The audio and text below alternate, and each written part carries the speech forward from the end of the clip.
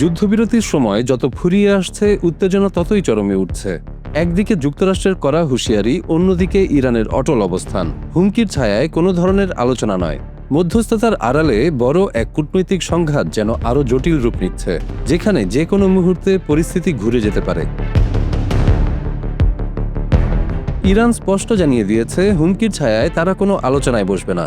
দেশটির parliament speaker ও প্রধান আলোচক মোহাম্মদ বাঘের গালিবাফ সামাজিক যোগাযোগ মাধ্যম এক্সে বলেন, যুক্তরাষ্ট্র আলোচনার টেবিলকে আত্মসমর্পণের মঞ্চে পরিণত করতে চাইছে, কিন্তু চাপ বা ভয় দেখিয়ে ইরানকে নত করা যাবে না। এদিকে মার্কিন প্রেসিডেন্ট ট্রাম্প আরও কঠোর অবস্থান নিয়েছেন। তিনি ঘোষণা দিয়েছেন, ইরানের সঙ্গে কোনো চুক্তি না হওয়া পর্যন্ত দেশটির বন্দরগুলোতে আরোপিত অবরোধ বহাল থাকবে। একই সঙ্গে তিনি সতর্ক করেছেন, আলোচনায় না এলে ইরানকে চরম পরিণতি ভোগ করতে হবে। এই উত্তেজনার মধ্যেই পাকিস্তান দুই দেশের মধ্যে মধ্যস্থতার চেষ্টা চালাচ্ছে। গুঞ্জন রয়েছে, যুদ্ধবিরতির সময়সীমা শেষ হওয়ার আগেই ইসলামাবাদে একটি গুরুত্বপূর্ণ বৈঠক হতে পারে। সেখানে যুক্তরাষ্ট্রের প্রতিনিধি দলের নেতৃত্ব দিতে পারেন ভাইস প্রেসিডেন্ট জেডি ভ্যান্স। ভ্যান্সের সঙ্গে সফরে থাকতে পারেন ট্রাম্পের বিশেষ দূত স্টিভ উইটকফ এবং তার জামাতা জ্যারেড কুশনার। তবে এখনও আলোচনা নিয়ে অনিশ্চয়তা কাটেনি। ইরানের প্রেসিডেন্ট মাসুদ পেজেশকিয়ান যুক্তরাষ্ট্রের প্রতি গভীর অবিশ্বাসের কথা তুলে ধরে বলেছেন, ওয়াশিংটনের পক্ষ থেকে পরস্পর বিরোধী সংকেত আসছে, যা মূলত চাপ সৃষ্টির কৌশল। পেজেশকিয়ান জোর দিয়ে বলেন, ইরানিরা কখনো কোনো শক্তির কাছে মাথা নত করে না। একই সঙ্গে তিনি ইঙ্গিত দেন, আলোচনার নামে ইরানকে আত্মসমর্পণে বাধ্য করার চেষ্টা চলছে।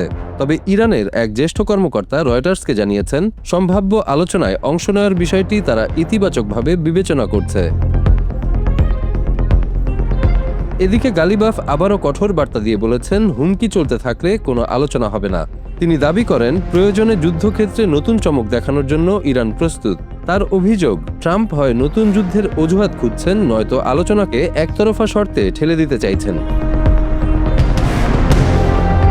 সংকট নিরসনে তেহরান হরমুজ প্রণালীতে মার্কিন অবরোধ প্রত্যাহারের দাবি জানিয়েছে।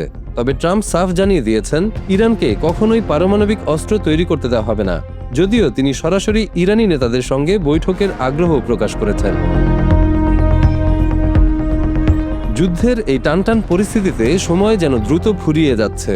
যুদ্ধবিরতির মেয়াদ খুব সীমিত, আর তা বাড়ানোর সম্ভাবনাও কম বলে জানিয়েছেন ট্রাম্প। ফলে আলোচনা সফল না হলে আবারও বোমাবর্ষণ শুরু হতে পারে, এমন আশঙ্কা বাড়ছে। এমন সময়ে কূটনৈতিক টানাপোড়েন চূড়ান্ত পর্যায়ে। ইসলামাবাদের সম্ভাব্য বৈঠক সফল হবে নাকি আবার নতুন করে সংঘাত শুরু হবে, সবকিছুই এখন নির্ভর করছে শেষ মুহূর্তের সিদ্ধান্তের উপর। পুরো বিশ্ব নজর রাখছে এই পরিস্থিতির দিকে। পরবর্তী পদক্ষেপই ঠিক করে দেবে শান্তির পথ খুলবে নাকি উত্তেজনা আরও বাড়বে।